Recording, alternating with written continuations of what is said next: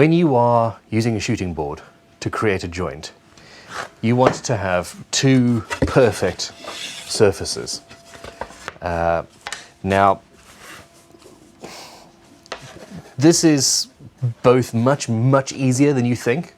Sharp plane, watch the videos, learn how to sharpen something, make sure it's got a flat sole and all that. That's the physics of it, and it's relatively straightforward. When you are making a mistake, finding out where that mistake is, however, until you've been shown, is actually really difficult. When I was back building viola da gambas, we were having to joint 15-20 mil thick pieces of flame maple, and I remember spending 2 days jointing one back top. It was a top. It was a spruce top, actually, this one, 2 days, and I just couldn't get it right. The trick is this. You hold your two pieces of wood together, and inadvertently, I think I've actually made pretty much a perfect joint apart from the shadow. You should see a gap. Tell you what, pencil. So here's a pencil. Let's pretend that this pencil line here is a really gnarly gap. Okay. Now, you can see a gap here, and if you want, you can just keep on indiscriminately planing down both pieces of wood, and eventually you should find something that is perfectly straight, and you'll get there, but you'll take too much material away. The trick is this. Move the pieces of wood. Now, we can see that the gap is still here. This piece is straight, and the gap is there.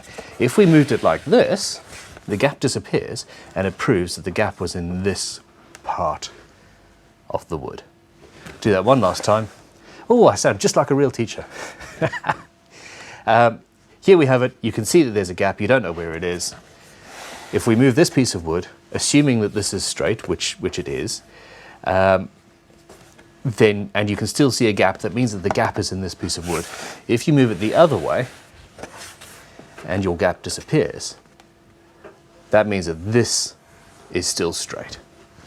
And you know that this is the piece of wood that you need to spend a little bit more time planing. The problem is, when you know how to use a shooting board and how to set up a plane, etc., it's almost second nature. The way you move, the way you hold the plane just works for you. When you're learning, you're creating gaps, and you need to know how to find where it is and what's causing that gap, so that you know how to change your physique and your planing technique, etc. But anyway, I really hope this has been of use. Find the gap. It had to be done. Click like, click subscribe, share this with all of your friends who will be bored, spineless, saying, why the hell are you sharing this drivel with me? I don't care about hand planes. And then throw a hand plane at their head, because they should. In the meantime, go and make some dust. It's the best thing in the whole wide world. Or shavings. Shavings or dust. Abrasives or blades. Blades.